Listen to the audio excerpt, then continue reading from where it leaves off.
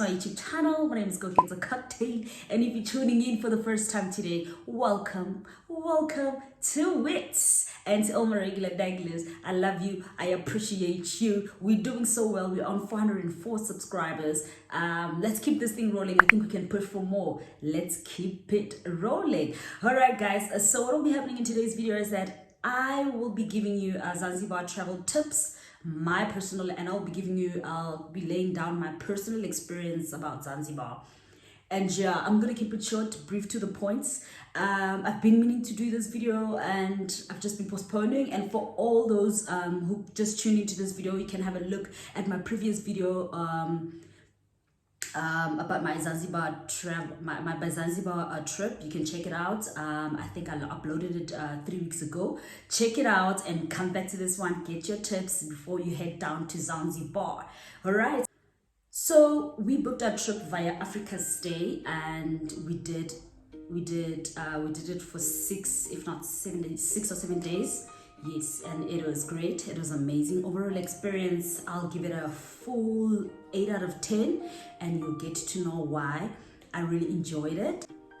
So first things first, we left from Johannesburg or Tambo to Zanzibar. It was a 3-hour flight, which I really loved. Landed in Zanzibar, and yeah, we got onto our bus, which took us to our accommodation. From the airport to our accommodation took us about an hour. And on our way there, really, I just thought Zanzibar is a big rural area. But when we got to the accommodation, it was just totally something different. So if you've been to Mozambique, you know that there's you just get to see a whole lot of villages. And then suddenly when you get to the resort, it's this amazing place with a beautiful view. It's the same for Zanzibar. So we get there, it's around 2 o'clock, get to eat. We get to eat. The food was not so amazing.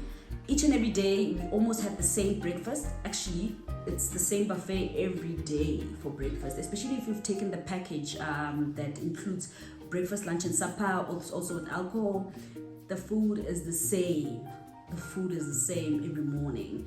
And then lunch, they try to twist and turn there and here, also dinner. So I was not really impressed with the food at the hotel, but it really helped that we went out and got to experience some other types of food.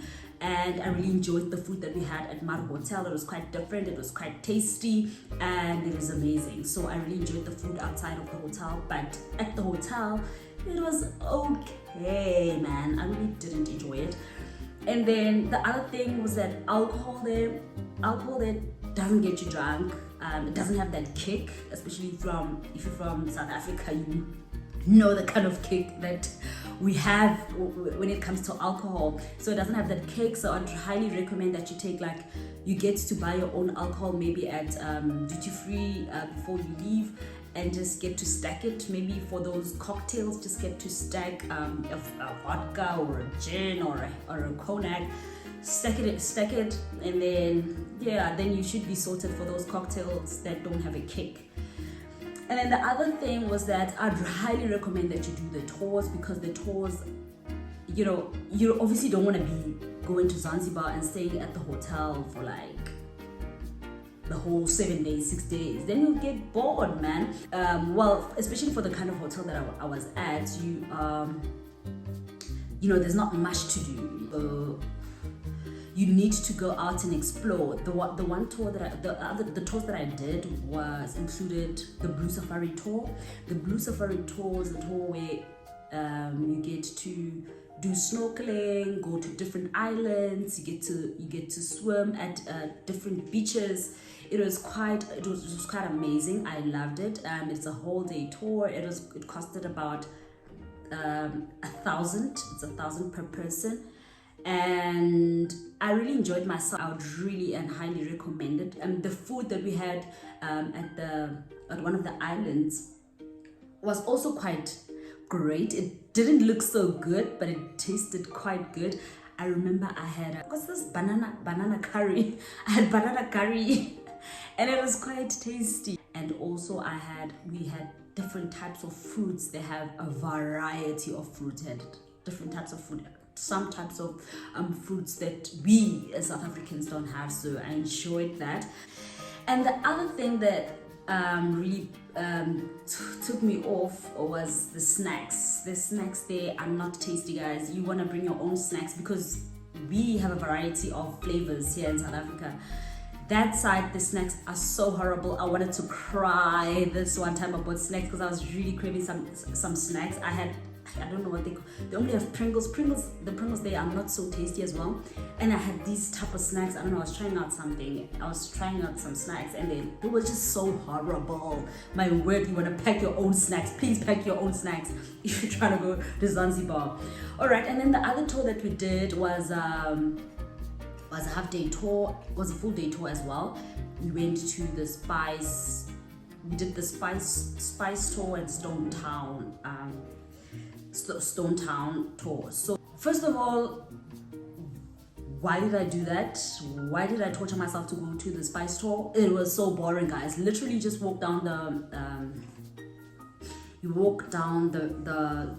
bushes. They tell you about the different types of spices, what kind of trees they come from. I was so bored. So if you're like a tourist that just wants to do things and not want to have educational sort of tours, don't do the Spice tour. Save yourself that. I was really bored and it took so much of our time. We did it for like 3 hours walking down the bushes, exploring, talking about different trees.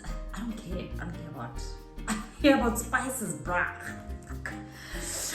And then we went to Stone Town. When we got to Stone Town, we didn't even have enough time to explore Stone Town. When we got there, we were just so hungry.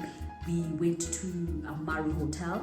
Oh, it was so beautiful. Maru Hotel was so beautiful, guys. And I had the most amazing food. I also had my savannah there. Oh my word, I was so happy. And the views were amazing. It was a rooftop. It was clean, very nice, and it just looked like it's not in Zanzibar. I don't know what I mean by that, but it just didn't look like it was in Zanzibar. But the rooftop vibes, I enjoyed it. I wanted to stay there for a long time, but other people that we were with wanted to obviously shop and go around Stone Town and explore it. And well, one thing about Zanzibar is that you have to negotiate, learn how to negotiate, or else you will buy things at an inflated price. Thing about them is that they will inflate price, especially when they see tourists. So you always just need to negotiate. You will get it to the price that you want to get it at. Anything, especially for people sitting down on the streets. You just have to negotiate. And yeah, I enjoyed Stone Town. It was great. It was amazing. I had fun. Besides going to the Spice tour, I enjoyed Stone Town. And then the other tour that we did was the swimming with the turtles and sunset cruise. The sunset cruise we did at Nungi Beach. It was great. I didn't like swimming with the turtles. I couldn't even get myself to swim with the turtles. It was just like, why? Why should I didn't, but I totally enjoyed the sunset cruise. But if you're going to be doing the sunset cruise, I'd recommend that you get a boat that has entertainment on board, because ours was just so boring and quiet. But I enjoyed swimming on the deep end of the ocean. It was quite amazing watching the sunset. It was great. I enjoyed that. I loved that. It was quite refreshing. And one thing I can tell you about our accommodation is that our accommodation was not all that. We upgraded from a standard room to a better room. It was just still the same. I just felt like, they just increased the size of the room. It's not like it's any better. Just that we had a better view, which was the pool. And I would highly recommend that you book at Nungwi or Kendwa side, because that's where the beaches or I mean, the beaches are proper and there's a lot of people. It's always vibey and it's nice. So it's quite pricey as well, but I would recommend that you book at Nungwi or Kendwa sides of beaches. There's a lot of beaches there, but Nungi and Kendwa have the perfect beaches. And also the other thing is that about Zanzibar that you should know is that they don't allow plastics. You can't pack anything in plastics. You have to find an alternative because they don't allow plastics in their country. So yeah, guys, I hope you got. Oh, the other thing that I forgot, it's that the COVID test, the PCR test inside are fucking expensive. It was like 1.6 per person. I don't know if the prices were inflated for us, but because we had this tour guide who helped us out with almost everything. Obviously, maybe he needed a commission, but like 1.6, how much is a COVID test exactly? So you just be prepared when you go in that time, because when you obviously come back from Zanzibar to South Africa, you need to present your PCR test. So that's it. You don't need a vaccination to go to Zanzibar. You can just fly in.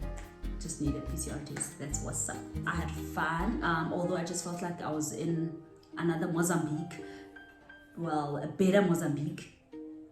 But just make sure that you travel Africa, get to explore, get to know what's happening in other countries, and just get to enjoy yourself in another country. It's the best thing ever, really. It just weighs off the stress. Just being on holiday weighs off your stress, weighs off everything that's burdening you. Yeah. And let me not forget, if you're gonna be traveling with the girls, I recommend that you do a 4-day trip, not 7 days. 7 days is only when you're traveling with Indada, because what else are you gonna do with the girls? There's not much to do. And you know how girls are, they always fight, and just, no, I wouldn't recommend traveling with the girls for more than 4 days. So 4 days you can do with the girls, 7 days you have to do it with Indada. Of course I did it with the Indada, guys, and I had so much fun. Yeah, with that said and done, guys, don't forget to like, comment, and subscribe. Push me, I beg of you, and also share my videos when you can, and invite your friends to invite your friends to check out all my videos.